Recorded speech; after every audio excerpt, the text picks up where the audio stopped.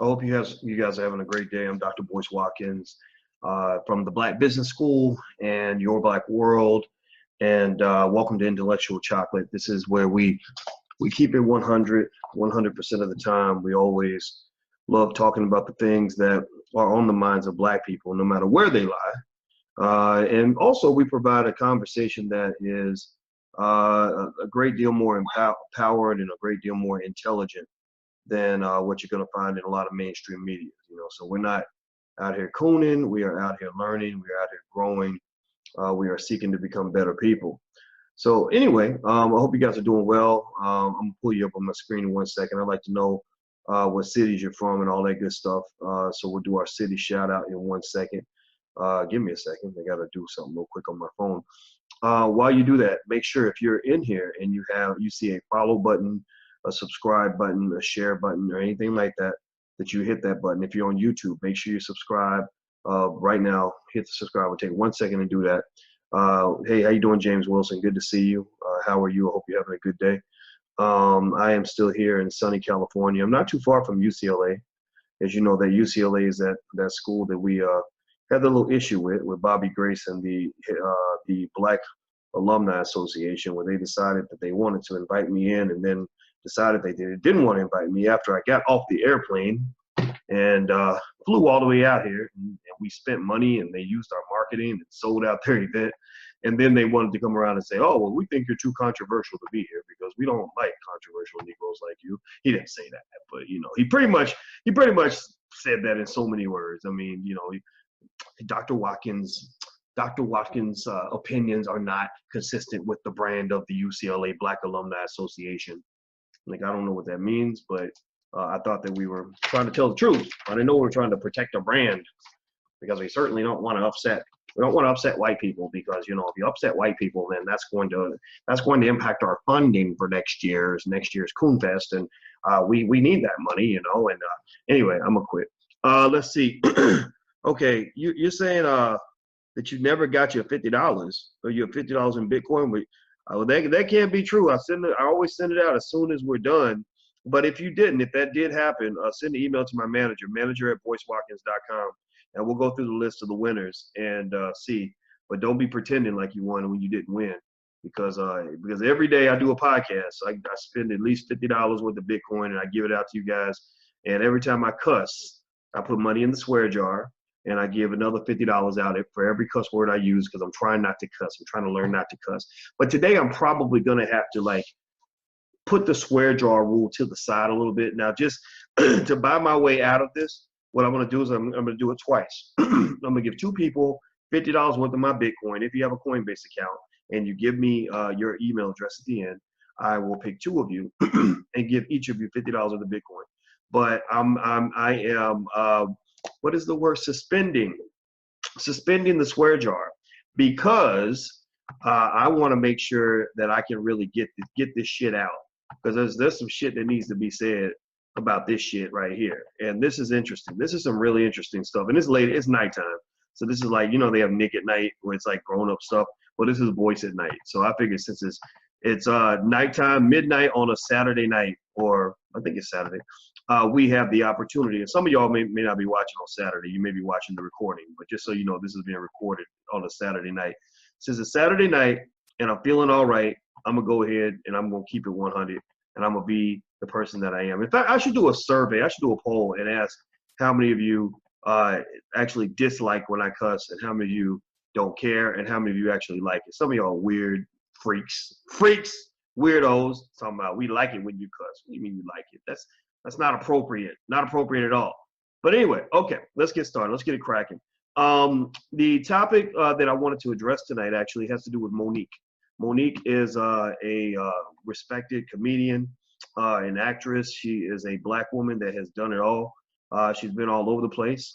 She is one of the great great Black people in Hollywood in terms of, as far as Black Hollywood goes.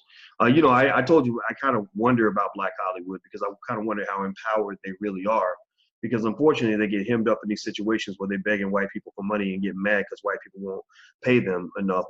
Those of you on Instagram, it says it keeps freezing, so I'm going to do is try to see if I can switch my Wi-Fi connection. Hold on. Let me see here. Give me a second. I'm gonna switch my Wi-Fi to see if I can log in. What was that? I think the password was like Happy Horses or something. So let me connect to the Wi-Fi. Do me a favor while we do that. Tell me what city you're from. I want to do a city shout out real quick. I always like to know what cities everybody's coming in from. So give me a second while I take care of my friends on Instagram. Yes. All right. So let's see if I can get on this Wi-Fi. I'm staying at this fancy Airbnb. So the best thing about the fancy places, they have the best Wi-Fi. So give me a second here. All right, so let me see how I can get my.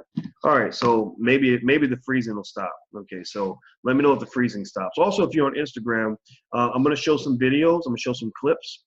So if you want to see the clips, I'll hold the phone up so you can watch it. But you may want to see the actual clips by going to facebook.com/Dr. Boyce Watkins. That's facebook.com/Dr. Boyce Watkins. That's where I go live every day.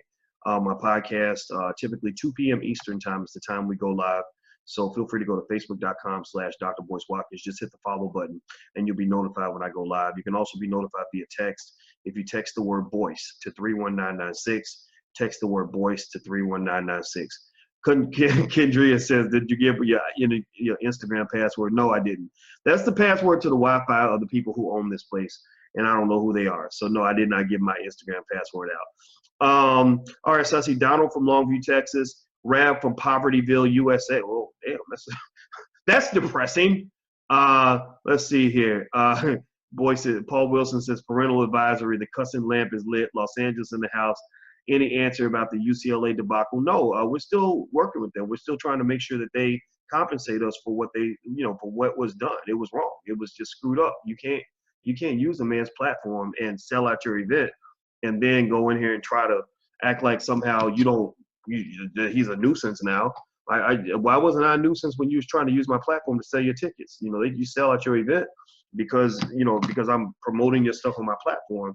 And now you want to act like you don't know me. I mean, that's fine. I don't care if you don't invite me. I don't really need to be invited to places like UCLA.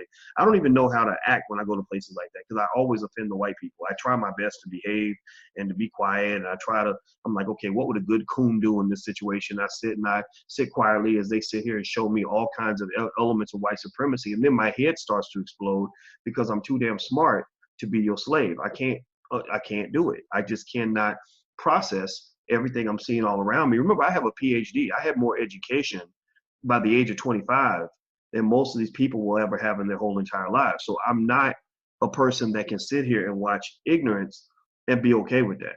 So ultimately, I don't really like going to places like the UCLA's or the University of Kansas type places or whatever. I mean, those speaking engagements are really for the black liberals, which unfortunately they are white liberals in blackface oftentimes, unfortunately. But they form these coalitions because they don't know how to make their own money. So they end up hoping these universities will book them for speeches so they can pay their bills. And I'm not knocking it. It's a great hustle. Good for you. But you know as well as I do. You know as well as I do that when y'all go up in there and y'all speaking, y'all ain't speaking nothing but some bullshit.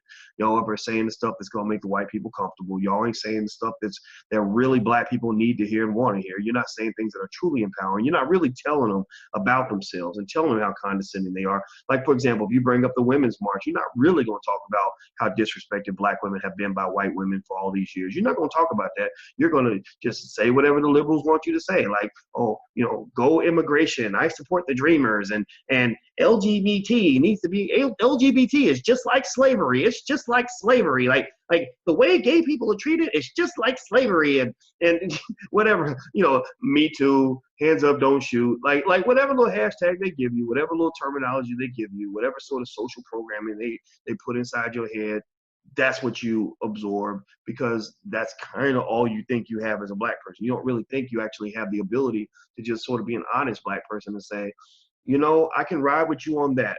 You're right. The police need to stop shooting black people. But this thing over here, well, that's bullshit. Like there's some of this Me Too stuff is good. It's really good because we know women are being mistreated. No question about that. But this idea that you can accuse somebody of touching your ass in 1982 and there's no proof that they did it, and then treat them still like they were a sex offender who was caught on video, you can't do that. Like, that doesn't make any sense. That's fucking retarded. Like, what the hell? So anyway, my point in all that is to say that I think we just need spaces where black people can just be black. That's why I said, I tell people I'm not, they're like, you sound, you sound too much like a liberal. I'm like, no, I'm not a liberal. They're like, oh, so you're a conservative then? No, I'm not a conservative. Like, well, what are you? Well, I'm just black. Hey, what's wrong with just being black? Why can't I just be black as Boyce Watkins? Just telling the truth in terms of how I see it. Sometimes I'm right, sometimes I'm wrong, but I'm gonna tell you what I see, and I'm gonna analyze it, break it down. It's not always gonna be clear. It's not gonna be some, see the GED, the people that ride the people, the people in the GED section who ride the little bus to school and who engage in one-dimensional thinking are going to be angry or confused by most of what I say. The one-dimensional thinkers are not going to enjoy this conversation. So if you're one of those people, like for example, if you're one of those people who believes Umar Johnson can do no wrong, despite the fact that there's evidence to say that he has a bunch of people's money, he never even wants to talk about it. Like, then this isn't the place for you. Like, you're gonna be unhappy. Like, just go and be a drone. Like, go follow somebody and do whatever they tell you to do, and that's where you belong. You don't belong in the space of free thinkers. You don't belong in the space of intelligent people. You don't belong in the space of critical thinkers. A critical thinker is a person who can say, yeah, that's cool, I support that, but that part here, I'm not sure about that, because I got to come to my own opinion. I can't just believe you just because you said it. I got to believe it after I've thought about it and it makes sense. And the truth is, everybody ain't got the same ability to process information. So this is a space for people who either are smart or want to be smart. You ain't got to be smart, but if you want to be smart, then this is a space for you. So anyway, let's jump into the conversation, because y'all, I know a lot of times I get criticized because I got people that'll be like, oh, Dr. Boyce, you just go on and on and on and you don't get to the point. Well, screw you two. You can get the hell up out of here if you don't like it. But anyway, let me talk about what's happening with Monique. Now, Monique is, as you know, she's a respected actress. She's a great comedian. She's known all over the world. Monique had this really interesting issue with Netflix. And so where I read somewhere, somebody told me that Monique was asking black people to boycott Netflix. And I'm like, but shit, I got a Netflix. I like my Netflix account. We all do Netflix and chill. So why can't I keep my Netflix account? Because Monique only got $500,000.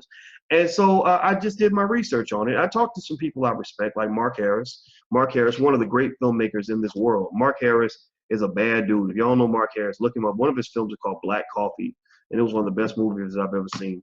It was so different because it actually, the black people were actually positive, and they didn't actually want to kill each other in the movie, and they weren't like cracking stupid jokes in order to entertain people. They actually were normal human beings like that. Imagine that, black people being portrayed as actual human beings in media.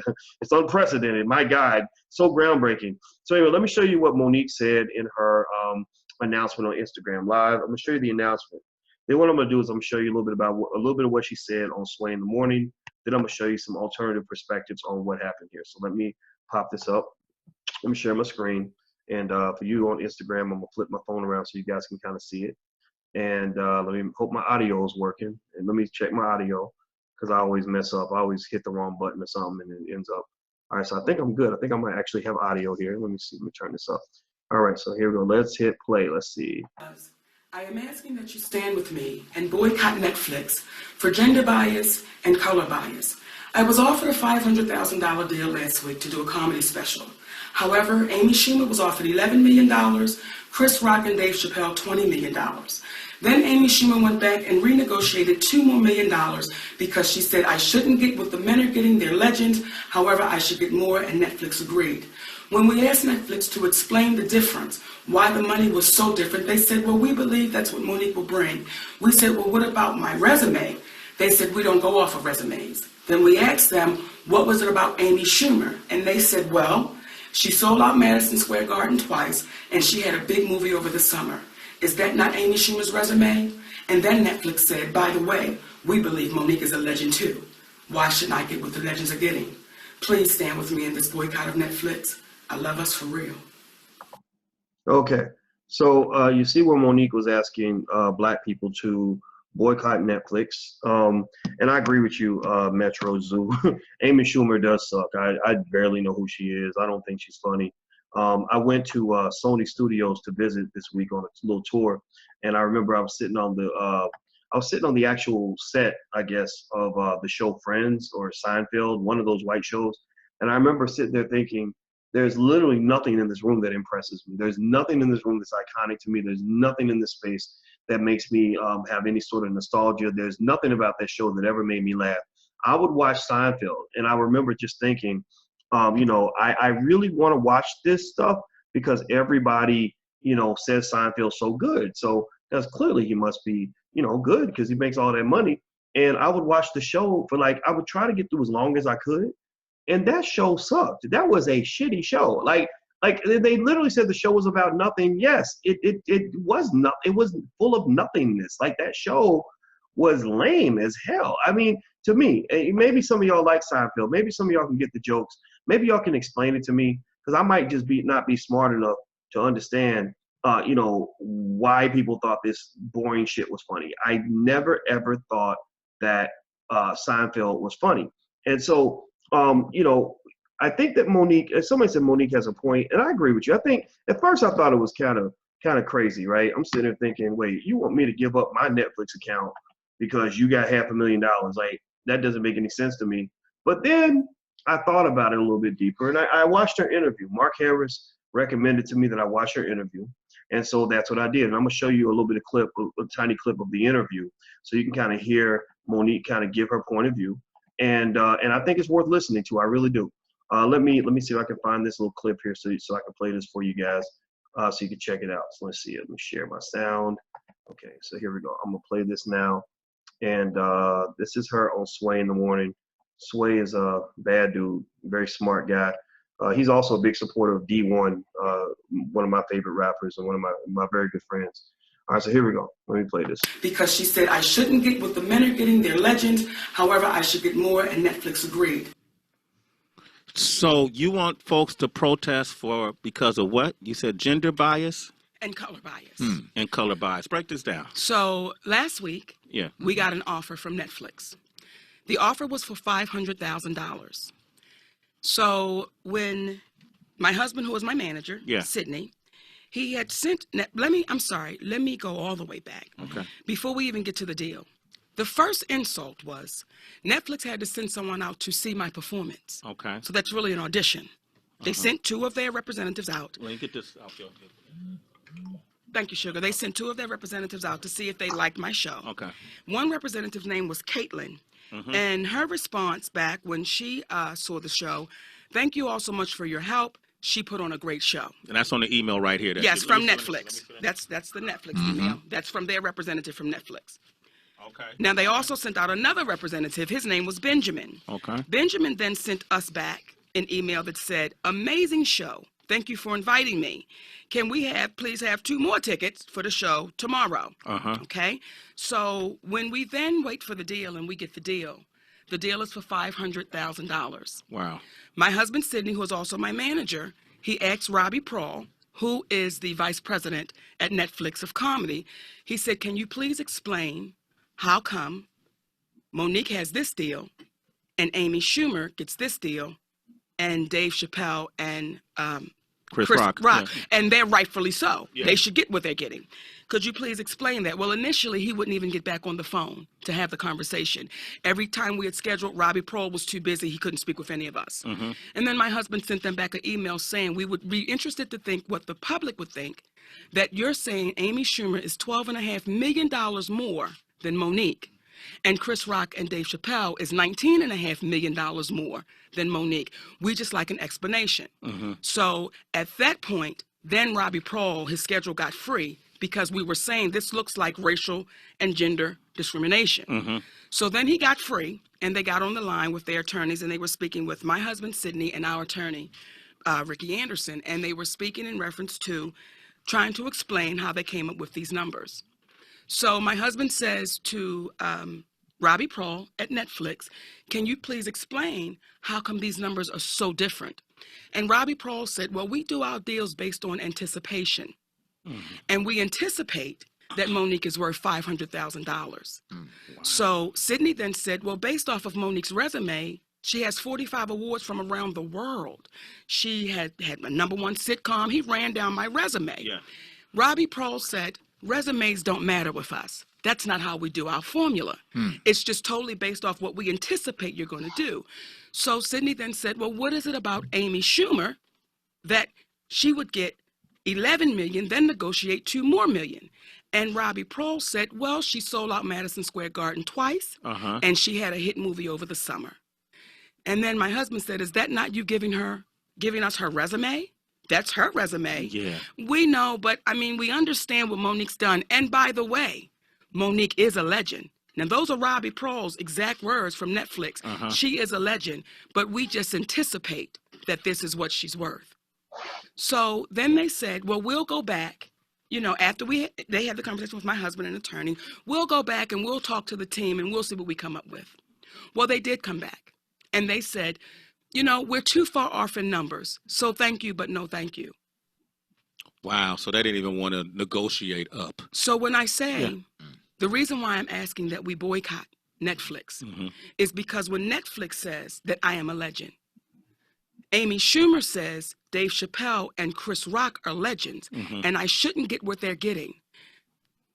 And if you put our resumes side by side and the tenure, if you put Monique and Amy Schumer side by side, in 2008, I believe Amy Schumer was doing background work. It's nothing wrong with that. I'm not judging it. Yeah. But do you know my career?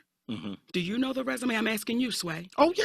Now, right. Yeah. I'm asking you, do you think that I deserve to get what the legends got because Netflix considered me a legend? Or do you think that I should get the $500,000 because for some reason, a black woman that's a legend doesn't deserve what a white woman who's a journeyman gets? Does that make sense? Not when you put it like that. And knowing who you are and your brand, I do definitely think that you're worth millions of dollars for a Netflix special. I don't know how, Dave Chappelle is Dave Chappelle. Yes. Chris Rock is Chris Rock. Yes. Right. Not even taking anything away from Amy Schumer. No. And I don't think that's what necessarily you're doing. Please let me be clear. Yeah, be clear. Okay. Sister Amy Schumer supposed to get what she gets. Okay. If that's what her people negotiated, that's what she's supposed to get. By no means am I saying, no, I'm against Amy Schumer. No. If that's what they negotiated, then that's what she's supposed to get. Yeah. What we're saying is, how come I'm $12.5 million different than Amy Schumer, $19.5 million different than Chris Rock and Dave Chappelle, and the world was up in arms when they found out our sister Michelle Williams got $1,000 to Mark Wahlberg's $1.5 million. My question is, who's going to be up in arms about this? And see, when they say we go based off of, what we anticipated to be. Now, I say this humbly. Yeah. I'm an international entertainer. And Heather B., if you wouldn't mind, I asked Heather B. to read this email that we got. Okay. And we shared it with Netflix, and then I'll give you Netflix response to after we share this email with them. Okay. It's addressed to someone named Ricky. That's my attorney. Okay, dear Ricky, greetings from India. I represent Sony Pictures Networks India. Our premium Hollywood movie channel is Sony Leplex HD. Will premiere Almost Christmas on February 4th, 2017. To create a big buzz around the movie, we request 20 to 30 minutes of Monique's time to interact with top journalists in India over a call. Monique draws a huge, and this is in bold letters, an unprecedented fan following in India. Audience across ages have widely appreciated her movies and contribution to the industry with her films, television roles, theater, books, and radio. Yeah. Her fans are eager to know about her career and journey with Almost Christmas, memorable learnings, experience, and future projects. In the past, we have facilitated these same interactions with such artists as, and they list Morgan Freeman, Susan Sarandon, and it goes on and on. We would really appreciate if you can accommodate this request as per her convenience. We are sure these interviews will make her fans in India immensely happy. Looking forward to watching this happen and waiting for a positive response. Thank you, Heather B. You're welcome. And that's from India. Now, we shared that with Netflix. Yeah. We shared that with Robbie Prohl.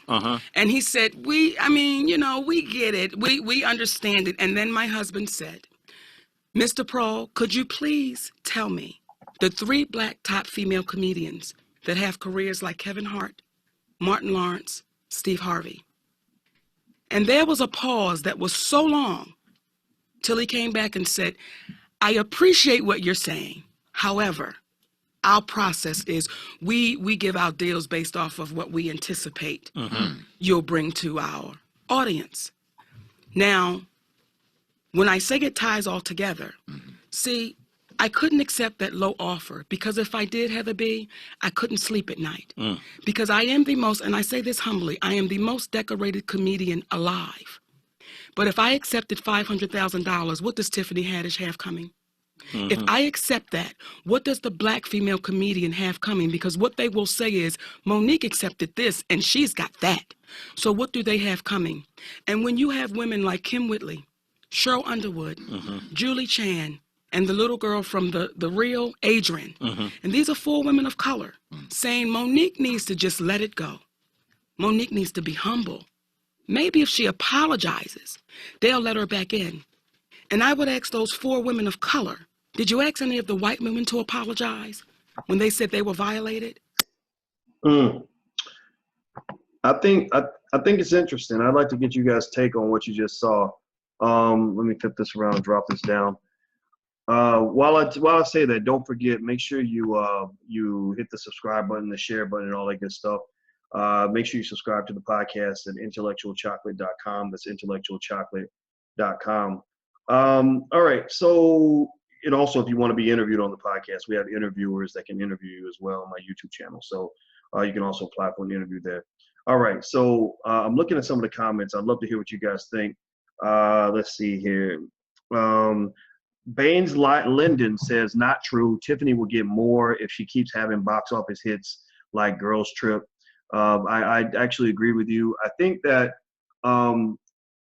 Monique made a lot of good points. Let's first start there. Let's start by giving her props for the fact that she did a good job articulating her position pretty well.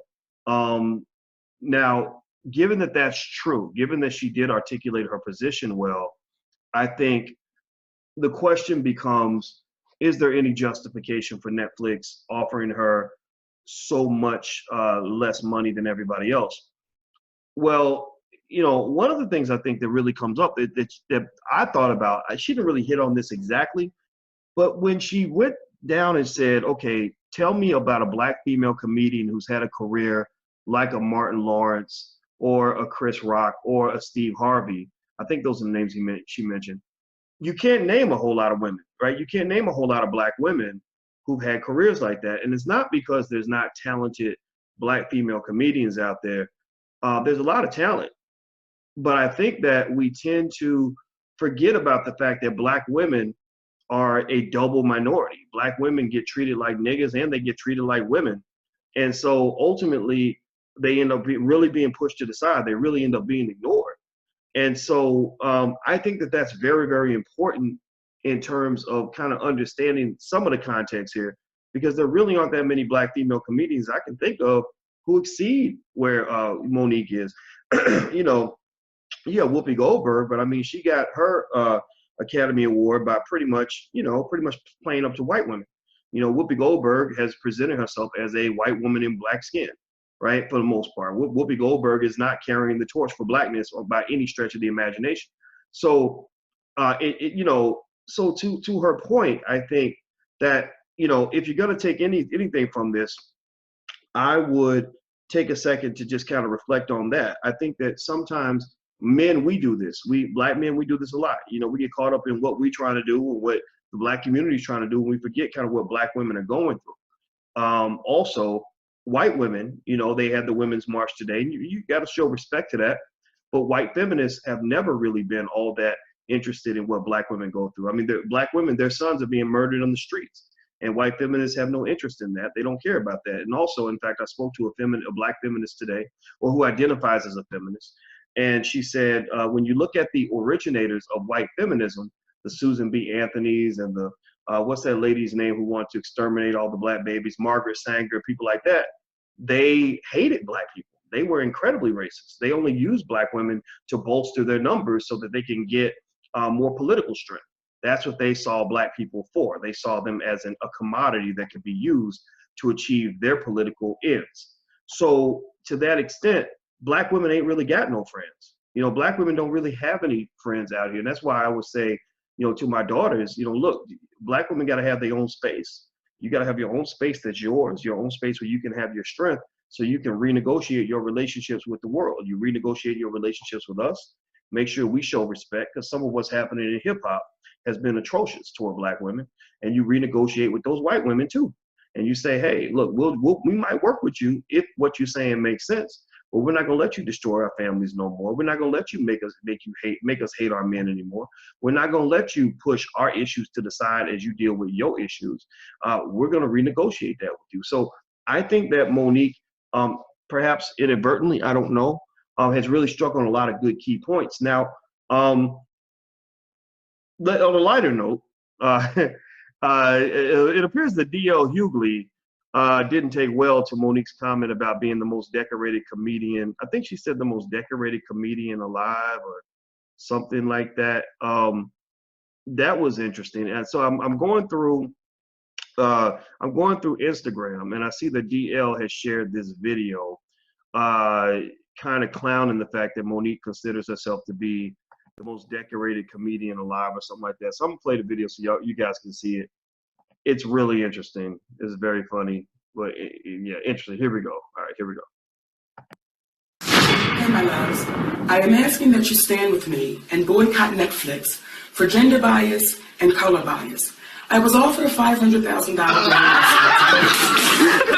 However, Amy Schumer was offered $11 million, Chris Rock and Dave Chappelle $20 million. See, I couldn't accept that low offer because if I did, Heather B, I couldn't sleep at night. Because I am the most, and I say this humbly,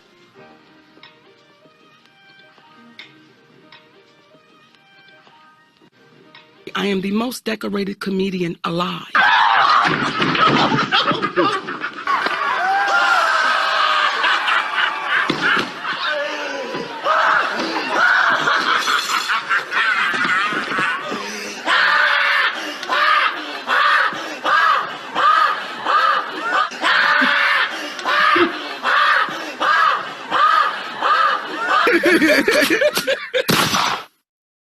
Okay, so here, I'll play it for you. Hey, my loves. I am asking that you stand with me and boycott Netflix for gender bias and color bias. I was offered a $500,000 However, Amy Schumer was offered $11 million, Chris Rock and Dave Chappelle $20 million. See, I couldn't accept that low offer because if I did, Heather B, I couldn't sleep at night. Because I am the most, and I say this humbly,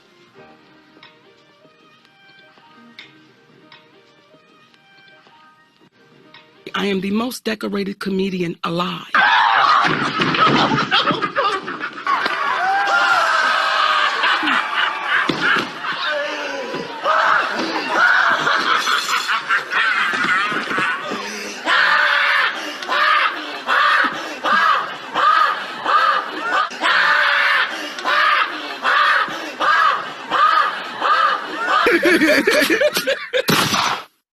Okay, so that's something to laugh about right there. I thought that was pretty funny. Apparently, given that I saw it on D.L. Hughley's Instagram, apparently this maybe shows that there might be some bad blood between her and DL. I don't know. I'll admit, even I kind of backed up a little bit when she said one of the most decorated comedian or the most decorated comedian alive. I wasn't really sure what that was saying. I was like, really? I didn't know that. Maybe decoration, maybe be now to her point, maybe she's saying that decorated means I have an Academy Award and other comedians don't. That's a possibility. Now, I'm looking through the list of Academy Award winners who were Black. I don't know of a lot of comedians who actually win Oscars. If you look at the winners of Oscars, Monique, as you know, won Best Actress in a Supporting Role for her role in Precious, which kind of fits the trend, right? If you look at Black people that win Oscars, they usually win Oscars for playing bullshit, ratchet-ass roles. You had Denzel finally got an Oscar for winning for Training Day, right? They didn't give him one for Malcolm X. They gave him to him for Training Day. You had Halle Berry, who won it for that role in Monsters Ball, where she's getting freaky with Billy Bob Thornton. You had Ghost, with Whoopi Goldberg, where she was in love with the white guy, I guess Patrick Swayze. So I guess they kind of like that. Who else won? Octavia Spencer, whatever her name was. She won it for The Help, of course, right? Let's see, Lupita got something for 12 Years a Slave. I think Morgan Freeman won an Oscar for Driving Miss Daisy. So, white folks kind of like to see black people in these like ridiculous, humiliating, stereotypical, subservient positions, and that's when they tend to give you an award. So if you ever want to really get ahead in Hollywood and you really want to be really successful, just start cooning and you'll be all right. Like they'll take really good care of you if you do. But so maybe that's her criteria. Maybe she's saying that, hey, I have an Oscar and nobody else has one, and that's why I am the most decorated comedian alive. I think that that's a hard statement for her to make, though. I think that unfortunately, that probably upset a lot of people in her industry, because as we know, winning Academy Awards is not a measuring stick of who the best comedians are. Now, what we do have to kind of remember, though, is that, comedy is a little bit like hip hop. The women don't get as many opportunities as the men. You've seen a lot of black male comedians get big opportunities to be in big films, stuff like that. There's something about it where black women just sort of get overlooked for that. And even if you look at Tiffany Haddish, white people love Tiffany Haddish. I think that's her name. But you look at the way Tiffany Haddish kind of carries herself, the way she kind of speaks. Like, they kind of like that. They like the whole, girl, let me tell you what happened next. You see, what happened after that was, like, they like that. Like, they want black women to present themselves that way. And when you present yourself in a way that's articulate and thoughtful and intelligent, that's not really gonna get as much applause from white people as the other situation would. Now, I saw somebody mention earlier that it goes back to, ownership. It goes back to kind of knowing what's real and what's not real in Hollywood. You see, first of all, Oscars and Academy Awards are not real. Oscars and Academy Awards were invented by the people who ran Hollywood. Hollywood was created by the Jewish community, and to their credit, brilliant people for what they did. But they created this fake world, and everybody else thought it was real. So they created the Academy Awards as something they could give out to people that would lead the actors to not ask for more money. So in order to get the actors to ask for less money or to not ask for more money, they said, well, let's give them these little made up awards so that they'll take the award and we'll consider that to be compensation as opposed to actually getting real money. So just know that most of this stuff is made up anyway. Also in Black Hollywood, what you really see are a lot of entertainers that I wish these entertainers had all taken a class in business. In fact, if you are an actor or an actress or a filmmaker or a director or a shooter or a producer or whatever, I encourage you, go over to the blackbusinessschool.com right now and sign up for free, at least do the free stuff, because you need to be in an environment where people are talking business. You see, you've been around a lot of people who are teaching you how to perform and how to get on the stage, but there's nobody around teaching you how to own the stage. The people who own the stage and control the stage are the ones who have the power of the stage. So ultimately, when I came into entertainment, I never came into entertainment trying to be a star. I never came into entertainment hoping that I could become famous. I never saw fame as an opportunity that somebody gives you. I just said, well, if I own the damn production, then I can make myself the star if I wanted to be.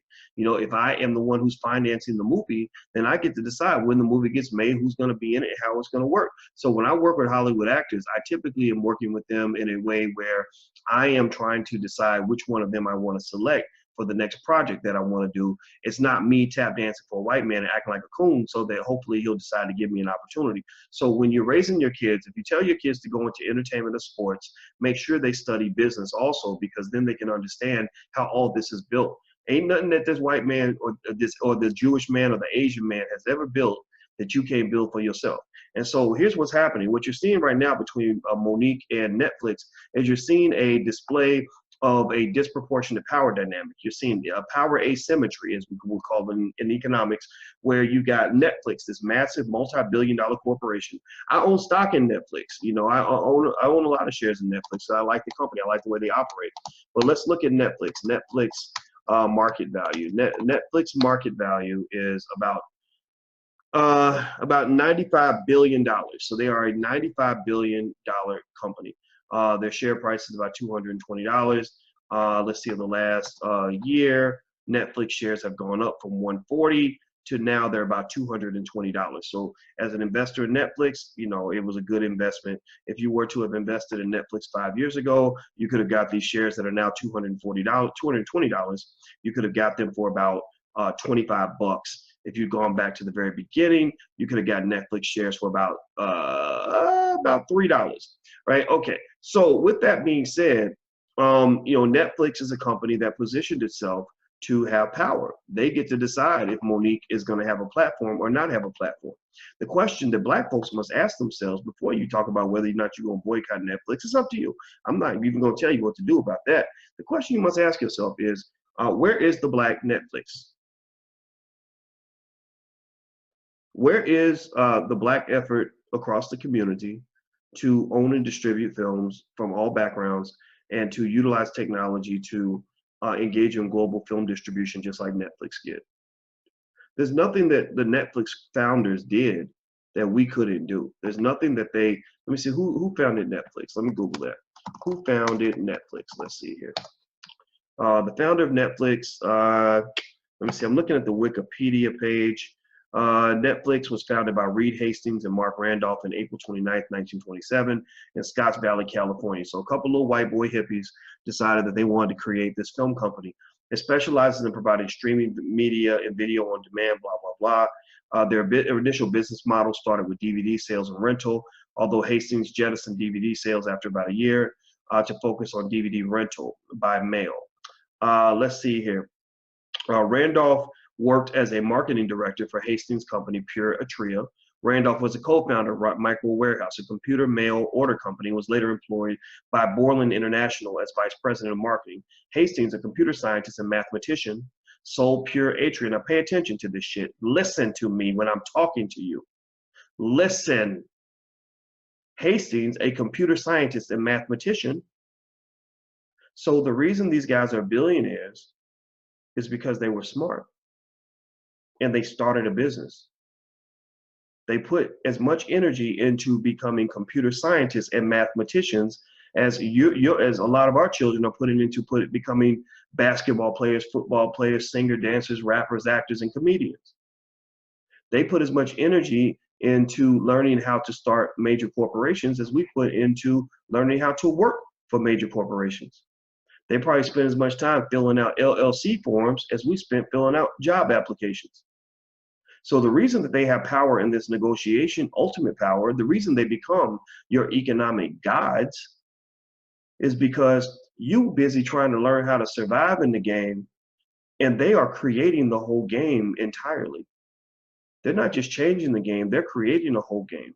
Netflix was a new business model when it started that was innovated by some guys who sat around obsessing over what it's going to take to build a disruptive company that's going to compete with the blockbusters of the world.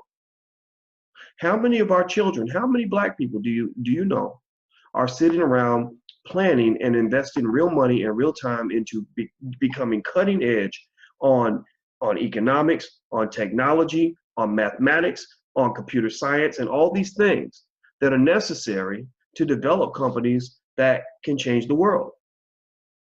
I don't know a lot of people like that. I'm not saying they don't exist. I know they exist. I know that there's some Black woman or some Black man sitting in their room studying for their PhD dissertation, feeling all alone because most of their friends think that they're lame or boring when they start talking about complicated, interesting shit, like deep, detailed stuff. Because everybody want to talk about the latest episode of Scandal or whatever that show is, not Blackish, the one that, I forgot that lady who has the Issa Rae show. You know what I'm talking about. Everybody want to talk about that, but nobody really wants to talk about what it takes to build a multi-billion-dollar company. So if you want to know why these power dynamics occur, where they get to decide what you're worth, it's because they put energy into making themselves into economic gods. And all you are trained to do is to learn how to pray and bow to a particular economic god. You go to church every Sunday. Most of y'all who go to church every Sunday and are praying, you're praying for money. You're praying for opportunity. You're praying for your big break. Well, who's going to give you that big break? Usually that big break is going to be given to you by some wealthy white man. So when you're praying for these big breaks to a God to give you these big breaks, and the break is delivered by some wealthy white guy, then pretty much what you're saying is that white folks are your God, that you are deeply invested in white supremacy, You believe in it deeply. That is who you want to be. So when I'm looking at all this, I'm sitting there thinking, this is interesting. Monique has a very good point. But that's all she's got. She's got the moral high ground. Absolutely. She's 100% correct. She's 100% correct. 100% correct. There's no way in this world you can argue that Amy Schumer is 26 times more valuable than Monique. Now you could argue maybe that Monique deserves less money than Amy Schumer. Shit, I don't know. Whatever. Maybe she deserves $4 million, and Amy deserves 13. Maybe she deserves 8 million and Amy deserves 13. I don't know that. I don't know that ratio. I'm sure there's some formula out there to determine that. But the question becomes, do you believe that actually being correct means that the world is going to bend to the fact that you own the moral high ground? You see, do you even understand enough about economic warfare to understand how the power dynamic is even played out? Are you competitive enough mentally, Black people, to even understand that nobody gives a fuck about whether you're right or wrong? Cameron, the rapper, in the movie that Dame Dash made, I was an executive producer on this film called Too Honorable. There was a great line Cameron had in the movie where he said, war, economic war in this case, but war is not about who's right. It's about who's left. It's about who has the ability to exert their version of the truth onto another party. Dr. Claude Anderson in Powernomics says that power is the ability to impose your will and your agenda despite the opposition of others. All that translates to is that, yeah, you might be right, but because I've got power, you still gonna do what I tell you to do.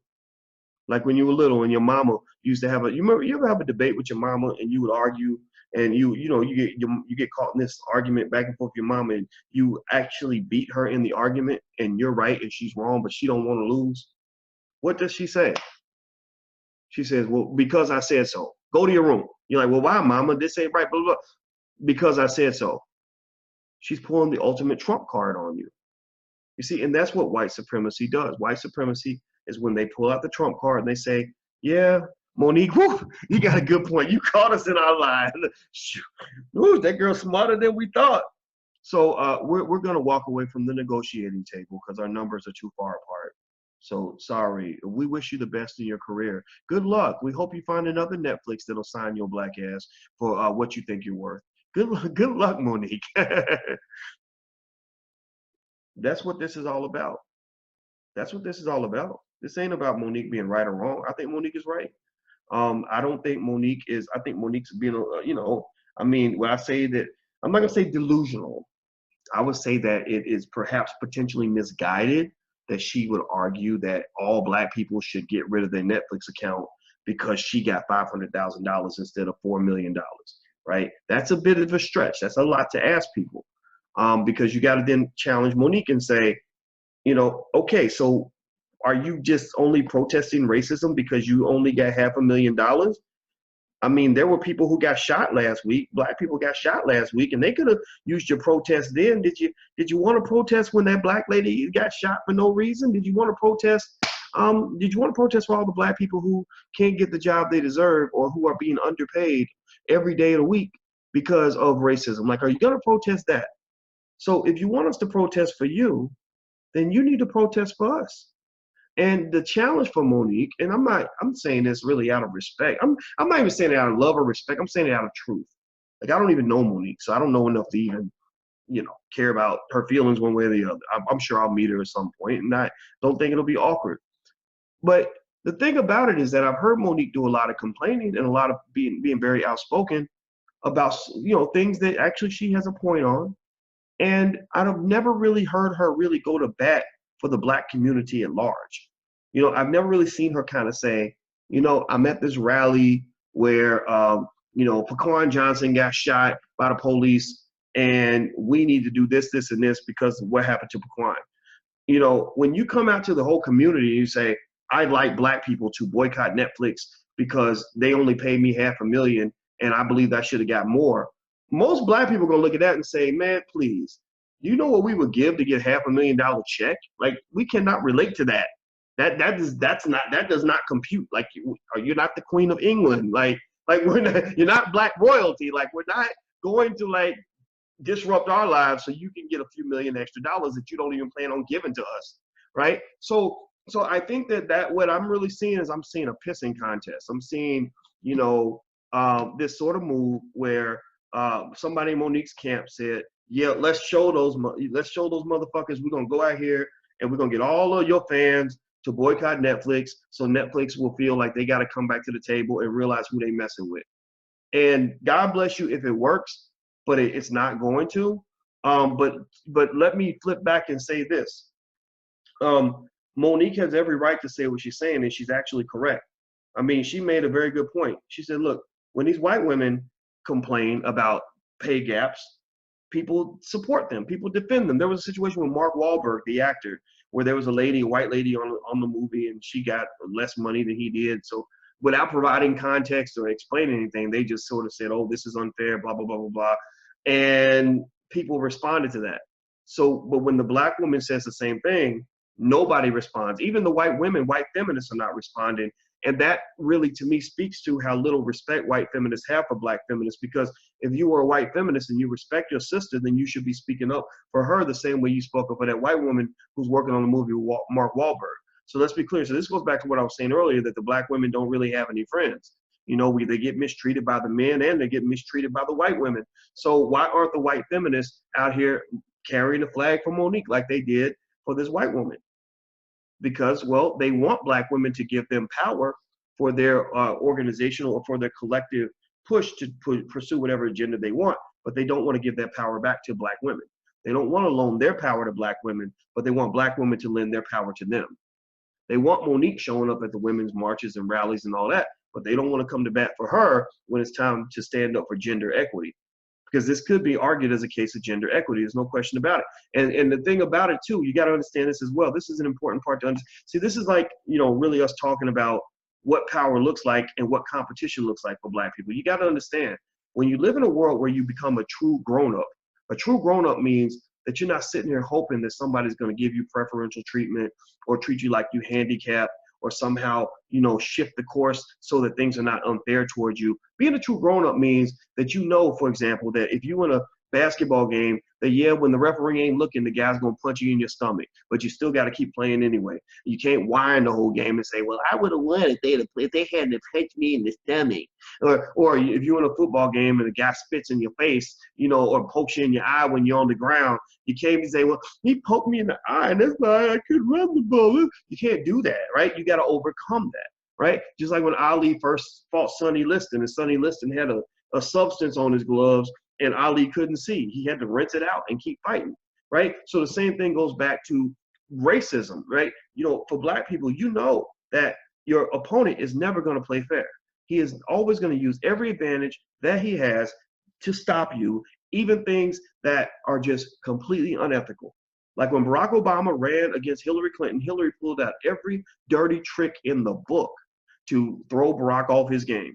And instead of stopping to complain and say, well, I would have been president if the white people hadn't taken it away. Every time we try to get something, they take it away. No, this man stayed focused. I'm going to say with the Obama presidency, there's a lot of issues that can be brought up on that. But one thing you have to give Barack credit for was he was laser focused the entire time, and there was nothing ever done by Hillary Clinton or her camp that threw him off of his game ever. Because he understood the nature of competition. The nature of competition is that people are always going to fight dirty. People always know what the real power dynamic is. You can be fed these soft, passive buzzwords like diversity and inclusion and equity, but that's bullshit. That ain't how the world works. People are not going to give you equity just because it's the right thing to do. You got to kind of take it. So understand that when these white women come up and they speak out about gender pay gaps, people are not responding because they're doing the right thing. They're responding because the National Organization for Women will go so far up their ass that literally they will be coming out of their chest by the time they're done with them. The women's groups are so powerful, they will shut you down, shut you up, and beat your ass in the middle of the street and leave your bloody corpse hanging for people to see. That's how powerful they are, and that's why people respond to them. It's not because everybody just got to change your heart. So for black folks, when you complain about racism, you complain about sexism, whatever it is you're going through, the reason people don't listen is because they don't have to. And basically that's how the world of competition works. They look at you and they say, okay, yeah, you got a good point. Now what you gonna do? You gonna make me do anything? So complaining don't get you nowhere. Before I move on, do me a favor, if you haven't hit the share button, subscribe button, or the follow button, make sure you hit the share, subscribe, and follow button at some point during this conversation. Also, don't forget that if you want to join the Black Business School, you can actually join for free. You can go to theblackbusinessschool.com. That's theblackbusinessschool.com. And also, I want to mention that on the weekend of January 26th, we're having a 3-day summit on cryptocurrency and Bitcoin and all the altcoins and everything else. So we're bringing in our experts from the digital underground to do 3 days for you guys. We had 25,000 people for the last one. And so we're doing it. We decided to do it again. For those who want to come out, if you want a refresher, you can hang out then for the refresher, or if you haven't, if you missed the first one, you can come to this one. I think you're going to love it. It's really going to be awesome. So if you're interested and you want to sign up, write this URL down. Somebody type it in, please. Please go to bitcoin.theblackbusinessschool.com. That's bitcoin.theblackbusinessschool.com. So let me move on. By the way, yes, I will, at the end of this conversation, I will give out $50 worth of Bitcoin to 2 people. So if you have a Coinbase account, hang out and then put in your email address at the end, and I'll put you in there. The other thing one thing I did research, again, supporting Monique's point, is that there are studies that show that male actors, when they get an Academy Award, their income tends to go up by about $3.9 million per project. For women, it's only about $500,000 extra that they get. So there is a gender gap.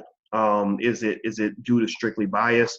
I don't know. Maybe the bias is reflective of society, right? Because if you are Netflix and you're deciding which comedian to sign, then it all comes down to numbers, right? At the end of the day, Netflix is paying attention to the numbers, and they're looking at, okay, how much is this comedian special going to draw in terms of viewership, in terms of revenue, in terms of new subscribers, all of these things. And the truth of the matter is that white folks are going to always have an advantage in that category. Now, the thing is that you've had some black people that have really crossed over extremely well into the white space. I think there are things about black people that white people really love. Like, they really love the rappers. Especially the more ignorant you are, the more they like it.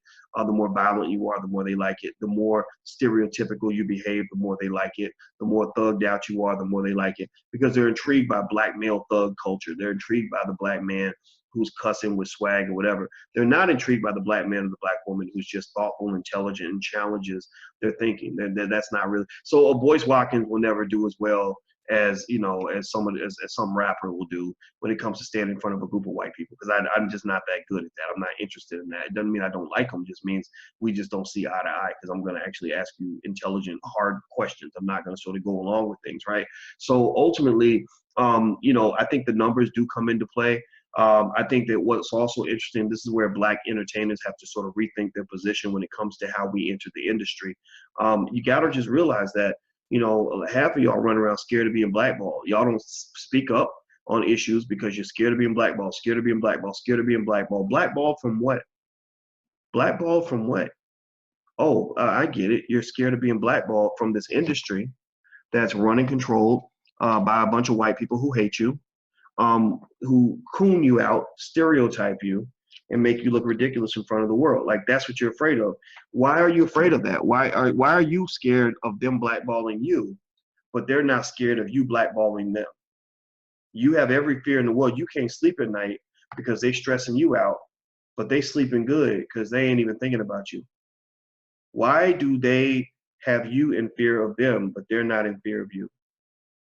Because you don't have any power. And a lot of the reason you don't have power, obviously part of it is due to history and stuff like that. We know what they've done. They've dominated us in certain ways. But also, you don't have a culture that's really built on the accumulation of power. You see, also the accumulation of power requires discipline. It requires a focus on a long-term objective of developing and building an institution that is actually strong. How many black people do we have in the community right now who are sitting around on a Saturday night with a group of friends obsessing over how they're going to build a multi-million-dollar company so that they never have to fear being blackballed? I will say this. I've been blackballed I was a professor. When I went to Syracuse University and I was raising hell and cussing people out and not cussing people out, but basically speaking out on the racism or whatever, I got blackballed from pretty much every white university in America. There's no white. I mean, I had a PhD. I was one of the few black people in the world to have a PhD. If I'd fallen for the lie of this whole lie about diversity and inclusion that they feed you to keep you docile, I would have believed falsely that somehow me being one of the few black men in the world to have a PhD in finance, that would just guarantee me opportunities out the ass. That's what they told you. Like, oh, well, if you get this degree, you can write your own ticket. You ever hear people say stuff like that? Oh, you get that degree, you can write your own ticket. And then you get out and you start writing your ticket. And ain't nobody paying attention to your ticket. Ain't nobody accepting your currency. People looking at you like, well, yeah, okay, whatever. Well, we chose Chad. We chose Chad for the job. You know, and you're confused, you're hurt, you're mad because it's not what you thought it was going to be, right? Because you were fed this lie that racism is somehow dead, or that racism only occurs when you don't have your shit together, when you ain't on your stuff, when you just lazy. You think, oh, well, all the other Negroes are lazy and I'm hardworking. That's why they're going to treat me different. And then you find out that you're going to get treated like a nigga too, right? Because number one, they don't like you. Number two, that ain't your house. Those institutions were built for them. They built Hollywood. The Jews built Hollywood to take care of other Jews. The Jews built Hollywood to take care of other Jews. And then if they have room for the rest of the world, they let the rest of the world in. But why did the Jews, and this was not an anti-Semitic statement, why did the Jews create Hollywood to take care of other Jews? They did it because wasn't nobody taking care of Jews in the United States at that time. If you were Jewish and you were a lawyer, you could not get a job at a law firm. If you were Jewish and you were a teacher, you did not get a job at a school. If you were Jewish as a child and who went to school, you did not get to go to school with the white kids. If you were Jewish and you want to join a country club, they wouldn't let you join the country club. If you were Jewish and you wanted to break into Hollywood, break into acting or whatever, they wouldn't hire your Jewish ass. So the Jews basically said, we need to build something that's ours. So they created this space called Hollywood. And if you look at the history of the biggest studios where all these black actors are bowing down to Paramount and Columbia and Universal and Sony, and oh, I just had an audition read at Sony today and I'm so excited. Oh my God, I'm hoping I get the job, right? You know, you see all that, right? All the stuff y'all bowing to, all these thrones where you're kissing the pinky ring and licking the dirt off the floor, taking whatever scraps they throw to your black ass on the bottom of their feet. Like when you're doing that, all of this was stuff that they created and made up and invented in order to control you. They wanted to have power, so they said, let's build a world and make ourselves the gods, like cryptocurrency. Cryptocurrency has created a lot of instant billionaires because there are people who said, I'm going to create a new currency and I'm going to make myself the king. I'm going to be the Federal Reserve. So I'm going to print out digitally 100 million coins and I'm going to keep 40 million of them. So if they all suddenly become worth $1, I'll have $40 million in my bank account. That's what happens in industry. You see, you don't forget that in most of these industries, there are the players, there are the people who get played, and then there are the people who invented the fucking game in the first place. Are you raising your children to invent the game? Are you helping them understand that, yeah, you could try to play the game and try not to get played, but perhaps it's better if you just take your ball and go home and go create a game for yourself. And then if they want to play with you, they got to come to your house and play by your rules and play in your game, and you therefore become God. So stop praying to God and become the God that is inside of you. There is a God inside of all of us. We are the originators of all of this. We created the original game. The black human beings, all humanity originated in Ethiopia. We started in Africa. We're supposed to control the game. So what I'm just really trying to say to you straight up point blank period is that if you want to know why, I know for a fact I have been blackballed from check this out. Here's something funny. I'm big stuff. I've been blackballed by pretty much every white university in America. There's no white university that's going to want to hire me, especially if they research my bio. Now, they might consider it now because I've reached millions of people and I could probably bring a lot of prestige to the school and get a lot of black students. But most of them would not want my black ass within a 100-mile radius of their campus. Do you think that that keeps me up at night? That, oh my God, I got a PhD in finance, dedicated my whole life to it. I can't work at any university. What am I going to do? Do you think that keeps me up at night? I don't give a fuck. I do not care. I do not care. I couldn't get a show. If I tried to get a show on CNN, ABC, NBC, CBS, do you really think that CBS or ABC or NBC would keep me on the air more than 30 seconds? No. Do you think I care? No, I don't even think about it. Why? Because I figured out the secret. I looked white America in the eye and I said, I'm actually smarter than you, and I understand the source of your power. The source of your power is that you made all this shit up and you fooled all these people into thinking that you're a God. Well, I'm not playing that game. I'm going to be the God. So when I live my life every day, ain't nobody going to decide if I get to be a teacher. I teach thousands of people every day. I ain't got to ask nobody's permission. I don't need anybody to tell me that I can have a platform. I created a platform. I don't have to ask anybody's permission. Nobody knew that I was going to do this video right now and talk to however many people are going to be watching. I made that decision myself an hour and a half ago and did not consult anyone. When it comes to money, the secret is all I had to do was figure out how to make my money without having to go beg them for money. That came from understanding business models.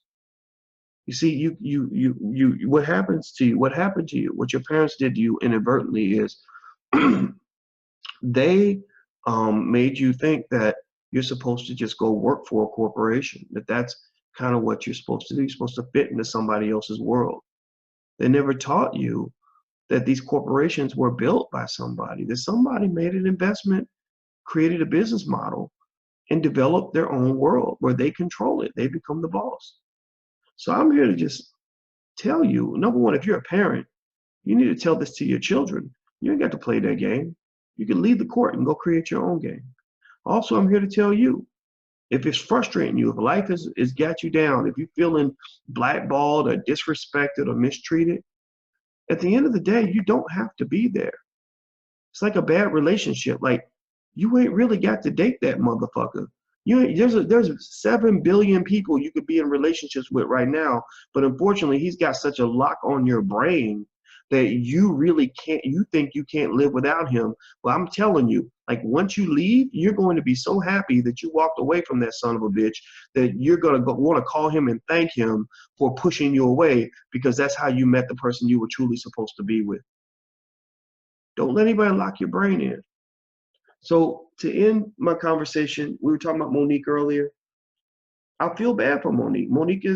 She's bringing up good points. She's an angry black woman because she had all these accomplishments and she's finding herself being kind of knocked around by other people's power. First, she was mad at Oprah and Tyler Perry and Lee Daniels, and I don't blame her. Tyler Perry was nice to me. I'm gonna say this. I met Tyler once. He gave me a tour of his studio. It wasn't him. It was his second in command. Gave me a 2.5-hour tour around the studio. I was inspired. It was beautiful. I respect what he's trying to do. I don't agree with every kind of film he makes, but I respect what he's trying to do. Oprah, again, I'm not completely aligned with Oprah's thinking, but I can say Oprah carries herself with a type of distinction that you have to admire. And I think that she could be the president if she chooses to be. I think that she would be better than Trump, obviously, right? Lee Daniels, I think that he is the most slimy, worthless son of a bitch to ever walk the face of the earth. I think that he is clearly mentally disturbed. I think that he is a guy who really epitomizes what it means to lick the bottom of the barrel as a black man in order to get this power that you're using to disrupt and harm other black people. I think Lee Daniels is a sick human being. I'm not gonna hold back on that. So I agree. I understand where Monique was coming from on all of that. So, but the thing about it is, at the end of the day, Lee, Oprah, and Tyler have a type of power that Monique has not figured out how to obtain. And that's why she's mad. And so when you're in that situation where you're dealing with someone who has more power than you and you want something from that person, you either have to submit to the power, or I guess you can confront the power, but then there comes consequences with either submission or confrontation, especially if you can't figure out how to get the power for yourself. Now she's fighting with Netflix. You know, and I think that Monique has unfortunately been labeled by Hollywood as a person who's always fighting. From a business standpoint, you don't really, it's not fun to do business with somebody who's always fighting, always complaining, always mad, always has an issue. It's just hard. You can't get anything done. So I understand, you know, again, while I certainly understand why Monique took on Tyler, Oprah, Lee, and Netflix, I also understand why Tyler, Oprah, Lee, and Netflix ain't fucking with Monique. Because they like, we can go get somebody else who says, thank you for the $500,000. I will deliver your comedy special. My numbers are going to be sky high so that when I come back for renegotiation, you can compare my numbers to Dave Chappelle. And you can say, I can say to you, look, Dave Chappelle's comedy special had 10 million views. My comedy special had 5 million views. Therefore, I theoretically deserve to get half of what Dave Chappelle gets. That might be a better approach. When she mentioned Oprah asked her to go work for free. That was another thing she mentioned in that interview with Sway that y'all didn't see. Yeah, well, you know what? You know, Oprah perhaps was asking her to do something for free so she could prove herself and then come back and get money the second time around. Happens all the time. I've worked for free a lot. You know, so I'm not saying that Monique was totally wrong to do that. But what I'm saying is that you can't walk up in somebody else's house and then get mad at what they offer you. Because Netflix ain't got to offer you nothing. That's their business. You know, like I can't go in Monique's business and have her say, hey, Boyce, you know, we'd like to hire you to come in and speak. And I say, well, how much you going to hire me for? She says, well, we'll give you $3,000 to come speak. And I say, oh, fuck you. Like, how dare you offer me $3,000 to come in here and talk for 45 minutes? Don't you know my speaking fee is $7,000 to $10,000? What's wrong with you? I'm going to go out and I'm going to tell people to boycott your business because you only offer me $3,000. You should have offered me 10. No, well, actually, in negotiation, there's a concept in economic theory for negotiation called a credible threat. A credible threat means that I can hem and haw all day about what you offered me, and to say, like, that ain't what I'm worth more. You should have gave me more. I can holler all day. But where the rubber meets the road is when you say to me, okay, cool, then don't take it. I don't care. Go somewhere else. Go to the other company that will give you more than what I give you. Because clearly, if you're worth that much, then the market will bear that. Because check it out. Seriously. Here's how Dave Chappelle can negotiate with Netflix. Dave Chappelle can say, okay, Netflix, I need $20 million. And Netflix might, I think that's what Dave got. And Netflix might say, oh, no, Dave. Ooh, that's too much. We can't pay you that, but we can offer you $5 million. Right? That's what Netflix could say, right? If they were crazy, they'd be like, okay, we can give you $5 million, Dave. I mean, my God, Dave, $5 million is a lot of money. And then he can say, no, Netflix, I need you to give me $20 million because that's what I'm worth. And they say, no, well, Dave, you know, you're a legend, Dave, and you're great at what you do, but we can't give you 20 million. We'll give you maybe 8 or something like that, but we can't give you 20. So you know what Dave would do? Dave would say, okay, no problem. Thank you for your time, shake your hand, and he goes over somewhere else to another network that gives him what he's worth. You see, that's where the concept of a credible threat, comes into existence. Credible threat means that you can do all the talking and yapping and yelling about what you're worth all day, but if you can't prove it, then who cares? So anybody who's got a job, I want you to pay attention to this. Here's what you do. Here's how you negotiate. If you ever want a company to give you a raise, this is one thing you should probably consider doing.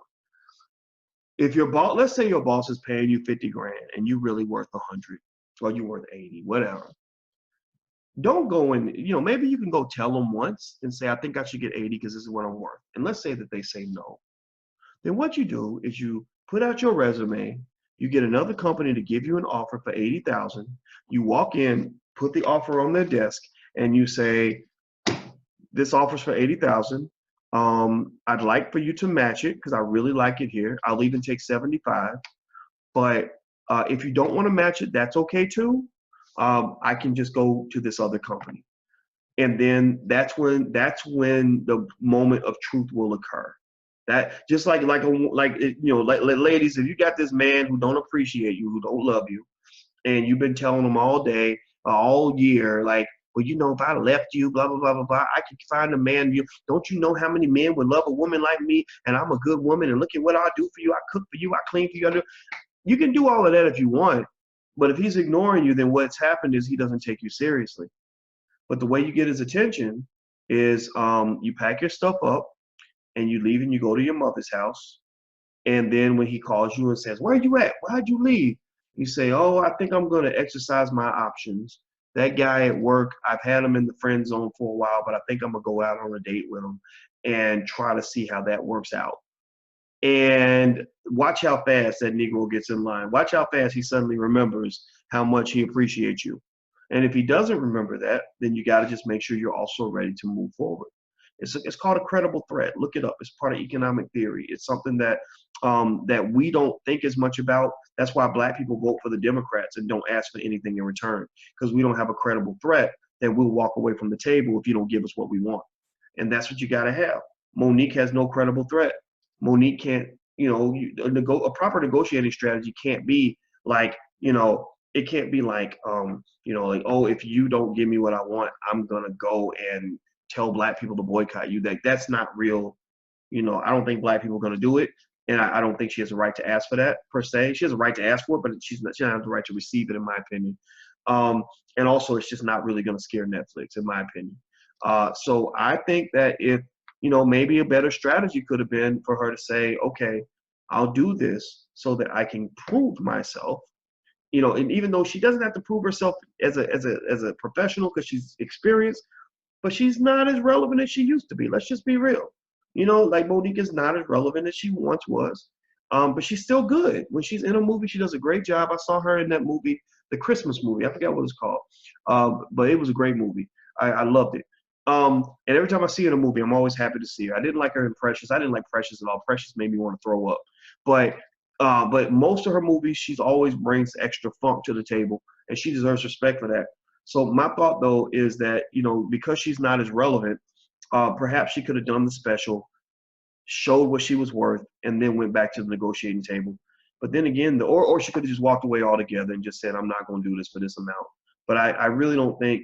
But let me give Monique credit for one more point that she made that I thought was, that's actually quite profound. She did mention that, if she goes and she takes the $500,000 and she's got the Oscar or the Academy Award, whatever that bullshit is called, it does affect how other Black actresses and other Black comedians are going to be perceived by the network, right? I think that there could be a perception that Black women come cheap because they don't have a lot of opportunities.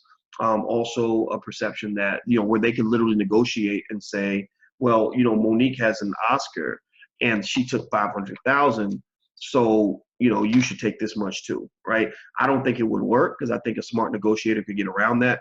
But I can see that, right? What they kind of do is I believe that they do kind of have these racial boxes they put you in. So, when Monique compares herself to Amy Schumer, I think they look at her like, the audacity of you. How dare you compare yourself to a white woman?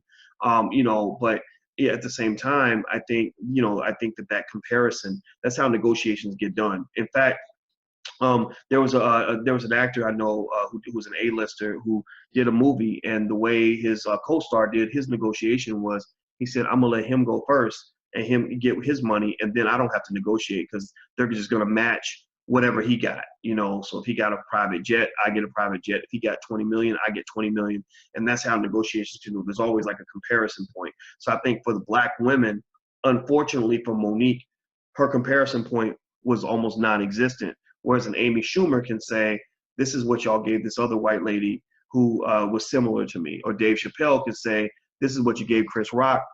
This is why I deserve to get more or the same amount or whatever it is, right? So I think that kind of becomes an issue too. So anyway, so let me go ahead and let's go ahead and do the Bitcoin thing. So do me a favor, guys. Give me your Coinbase email address, and I will go into Coinbase and I will give away $50 in Bitcoin to the first two email addresses that I see that I grab off the list. So let's see here. Dawood said Samuel Jackson gets paid. She needs his manager. Absolutely, sure does. All right. So the first person I'm gonna pick is Mary Banks, Miss Mary Baby 77 at gmail.com. Okay. All right. So that's number one. So who's going to be number two? All right. Let me see. I'm going to look away for a minute. If you haven't done this yet, please make sure you subscribe. Make sure you share. Make sure you hit the follow button, all that good stuff. Hit every button that you see. Also tell your relatives. If everybody could take 1 second and post the link to this discussion on your Facebook page when we're done, or now, if you could. I would really appreciate that, so that we can have the ability to reach each other without having to go through mainstream media. We know mainstream media is very toxic, and I want to kind of get around that. Also, don't forget, we're doing our crypto summit January 26th, 27th, 28th. You can go to bitcoin.theblackbusinessschool.com to sign up. It's totally free. That's bitcoin.theblackbusinessschool.com. All right, so let's see. Jesse Jackson 84 at gmail.com. Wow, what a name. Jesse Jack, Jessie. It's not spelled like the real Jesse Jackson. 84 at gmail.com. I love Jesse Jackson and his family. They are really good people, actually. Okay. All right. So there you go. So you two, Jesse Jackson, give them a digital congratulations, and Miss Mary Baby, give her a digital congratulations as well for winning our Bitcoin giveaway. I'm going to come back tomorrow. I'm going to try to come back in at 2 p.m. Eastern. I don't know if I'll be able to do that because I got to check my schedule. But if I can't make that time, I'll try to leave a note to let you guys know when I'll go live. Today I went live a few different times, so it kind of was just, multiple things. And also, if you ever get here and you miss it, it's okay. The recording will be up here, so you can check that out.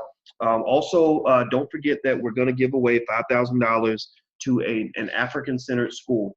Our goal for this year is we want to promote as many African-centered schools as possible all over the world.